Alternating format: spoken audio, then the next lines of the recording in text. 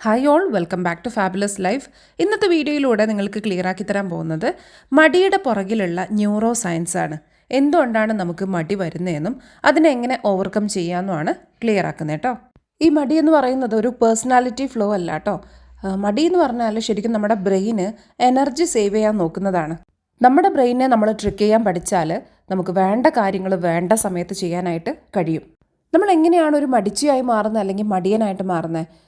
നമുക്കൊരു കാര്യം ചെയ്യാനുണ്ട്, അത് നമുക്ക് വലിയൊരു കാര്യമായിട്ട് തോന്നുകയാണ്, അല്ലെങ്കിൽ കുറച്ച് കൺഫ്യൂഷനുള്ള കാര്യമാണ്, അല്ലെങ്കിൽ അത്ര കംഫർട്ടബിൾ അല്ലാത്തൊരു കാര്യമാണെങ്കിൽ ബ്രെയിൻ എന്താക്കും?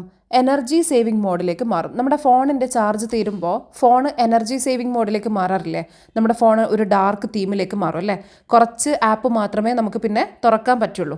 അതുപോലെയാണ് നമ്മുടെ ബ്രെയിനുമായി മാറുന്നത്. എനർജി സേവിങ് മോഡിലേക്ക് നമ്മുടെ ബ്രെയിൻ മാറുമ്പോൾ പിന്നെ നമുക്ക് ചെയ്യാനുള്ള കാര്യങ്ങൾ നമ്മൾ മാറ്റിവെക്കും. നമുക്ക് ചെയ്യാനുള്ള എനർജി കിട്ടില്ല, ഒരു കാര്യം ചെയ്യാനുള്ള ഒരു മോട്ടിവേഷൻ കിട്ടില്ല.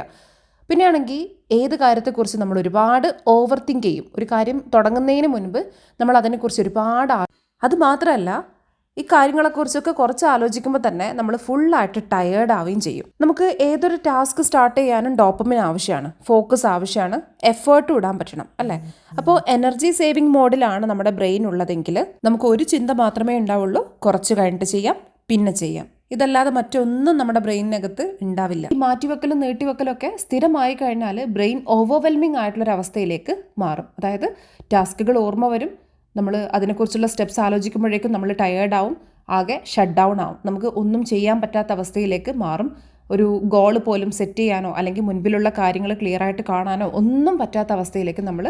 അപ്പം നിങ്ങളുടെ അവസ്ഥ മനസ്സിലായല്ലോ. ഇനി നമ്മുടെ എനർജി എങ്ങനെയാണ് ആക്ടിവേറ്റ് ആക്കുക എന്നുള്ളത് നോക്കാം. ബ്രെയിൻ എനർജി സേവിങ് മോഡിലാണുള്ളത്, പക്ഷേ നമുക്കൊരു ടാസ്ക് സ്റ്റാർട്ട് ചെയ്യാനായിട്ട് എനർജി വേണം. നമ്മുടെ ബ്രെയിൻ ആണെങ്കിൽ നമ്മളോട് പറഞ്ഞുകൊണ്ടിരിക്കുന്നത് പിന്നെ ആവാം എന്നാണ്. അപ്പോൾ എങ്ങനെയാണ് ഈ ടാസ്കുകൾ നമ്മൾ തുടക്കിടുക? ഇതിൽ പല മെത്തേഡ് ഉണ്ട് കേട്ടോ.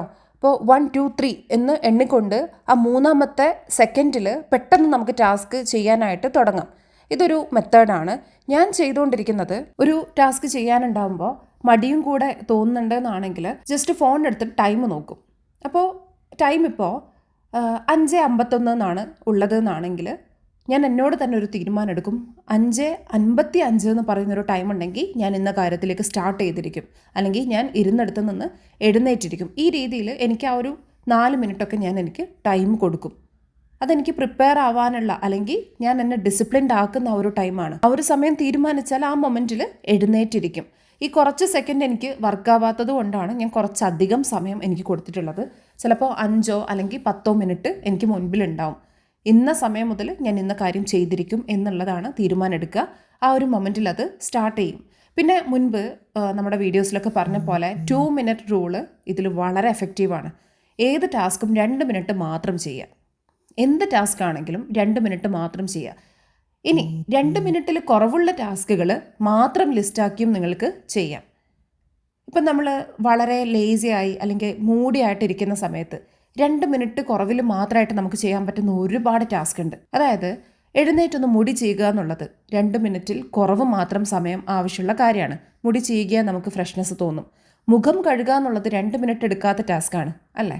അത് നമ്മളെ ഫ്രഷ് ആക്കുന്ന ഒരു കാര്യമാണ്. ഒരു സെൻറ്റഡ് ക്യാൻഡിൽ കത്തിക്കുക, അല്ലെങ്കിൽ ഒരു പെർഫ്യൂം അടിക്കുക എന്നൊക്കെ ഉള്ളത് വളരെ ഈസി ആയിട്ടുള്ള 2 മിനിറ്റിന് താഴെയുള്ള ടാസ്ക്കാണ്. ഇതുപോലെ 2 മിനിറ്റിന് താഴെയുള്ള ടാസ്ക് മാത്രം ചെയ്താലും നമ്മുടെ ഈ ഒരു എനർജി ആക്ടിവേറ്റ് ആക്കാനായിട്ട് നമുക്ക് കഴിയും. എപ്പോഴും ചെയ്യാനുള്ള വലിയ ടാസ്കിലേക്ക് മാത്രം നോക്കേണ്ടതില്ല. ആ ചെറിയ നിങ്ങളുടെ ലൈഫിലുള്ള കുഞ്ഞു കുഞ്ഞു കാര്യങ്ങൾ നിങ്ങൾ ചെയ്തു തുടങ്ങിയാൽ, അതായത് നമ്മുടെ ഈ ഒരു ചക്രം ചെറുതായിട്ടൊന്ന് ഉരുട്ടി വിട്ടാൽ തന്നെ അത് പിന്നെ സ്ലോ ആയിട്ട് അത് ആദ്യം സ്ലോ ആയിട്ട് പോകും, പിന്നെ അങ്ങ് ഫാസ്റ്റ് ആയിക്കോളും. ആദ്യം തന്നെ വലിയ കാര്യത്തിലേക്ക് സ്റ്റെപ്പ് വെക്കേണ്ടതേ ഇല്ല. നിങ്ങൾക്ക് പഠിക്കാനുണ്ടെന്നാണെങ്കിൽ ആദ്യം തന്നെ പഠിക്കേണ്ടതില്ല. ആദ്യം നിങ്ങൾക്ക് മുഖം കഴുകാം, അല്ലെങ്കിൽ ഒരു ഗ്ലാസ് ചൂടുവെള്ളം കുടിക്കാം, അല്ലെങ്കിൽ ഒരു ഫ്രൂട്ട് എടുത്ത് കട്ട് ചെയ്ത് കഴിക്കാം. ഇങ്ങനെ ഏറ്റവും ഈസി ആയിട്ടുള്ള ടാസ്കിൽ നിങ്ങൾക്ക് തുടങ്ങാം. ഏത് ടാസ്കും തുടങ്ങാനാണ് എനർജി വേണ്ടതല്ലേ? നമ്മൾ ചെറിയ ടാസ്കിന് ചെറിയ എനർജി ആവശ്യമുള്ളൂ. എഴുന്നേറ്റ് മുഖം കഴുകുക എന്നുള്ളതിൽ ചെറിയ എനർജി ആവശ്യമുള്ളൂ. പഠിക്കാൻ ഇരിക്കുന്നതിൻ്റെ അത്ര എനർജി മുഖം കഴുകാനായിട്ട് ആവശ്യമില്ല.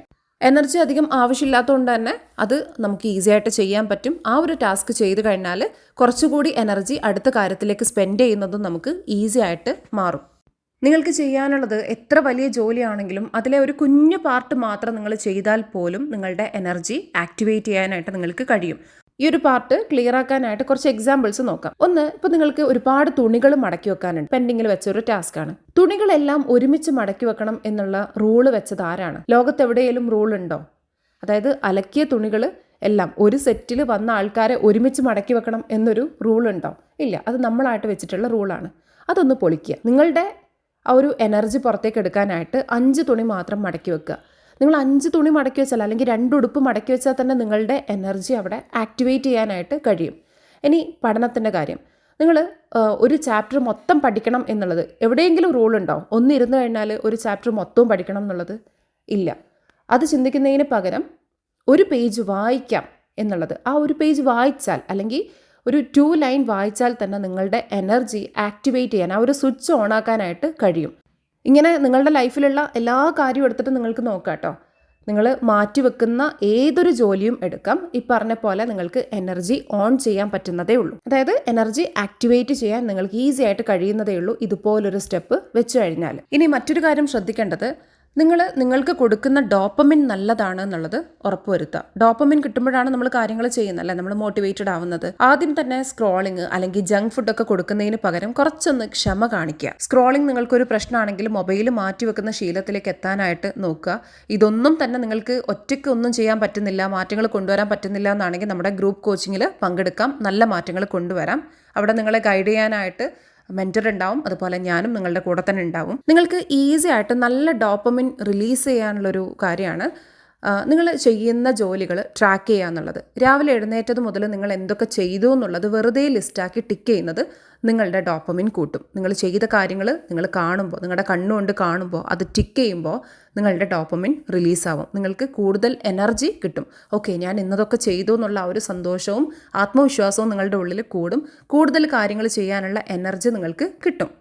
മുൻപോട്ട് ചെയ്യാനുള്ള ടാസ്കുകൾ നിങ്ങൾക്ക് എന്ത് ചെയ്യാം? ഒരുപാട് കഷ്ണമാക്കി മാറ്റിയിട്ട്, അതായത് നിങ്ങൾക്ക് കടിച്ചു കടിക്കാൻ പാകത്തിലേക്ക് ചെറുതാക്കാം നിങ്ങളുടെ ഏത് ടാസ്ക് ആണെങ്കിലും. ഇപ്പോൾ നിങ്ങൾക്ക് പഠിക്കണം എന്നാണെങ്കിൽ ഒരു ചാപ്റ്റർ പഠിക്കണം എന്നുള്ളതിന്, അല്ലെങ്കിൽ 1 മണിക്കൂർ പഠിക്കണം എന്നുള്ളതിന് 10 മിനിറ്റ് ആയിട്ട് നിങ്ങൾക്ക് സെപ്പറേറ്റ് എഴുതി ഓരോ 10 മിനിറ്റ് കഴിയുമ്പോഴും നിങ്ങൾക്കതിൽ ടിക്ക് കൊടുക്കാം.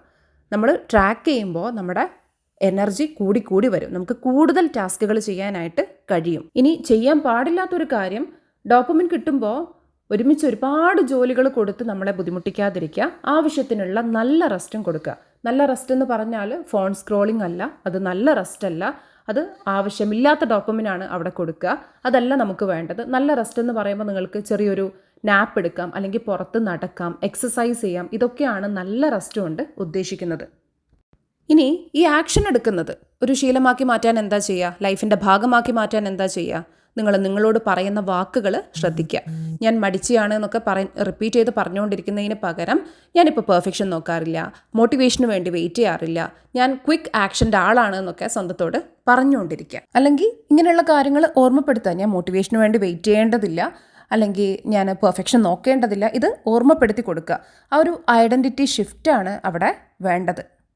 അപ്പോൾ നിങ്ങൾക്ക് മടിയുടെ ന്യൂറോ സയൻസ് മനസ്സിലായി, എങ്ങനെ നിങ്ങളുടെ ബ്രെയിനിനെ ട്രിക്ക് ചെയ്യണം എന്നുള്ളത് മനസ്സിലായി. ഇനി ബാക്കിയുള്ളത് ആ ഒരു ഐഡൻറ്റിറ്റി ഷിഫ്റ്റ് മാത്രമാണ്. നല്ല ചിന്തകൾ കൊടുത്തുകൊണ്ട് അതിലും മാറ്റം കൊണ്ടുവരാനായിട്ട് ശ്രമിക്കുക.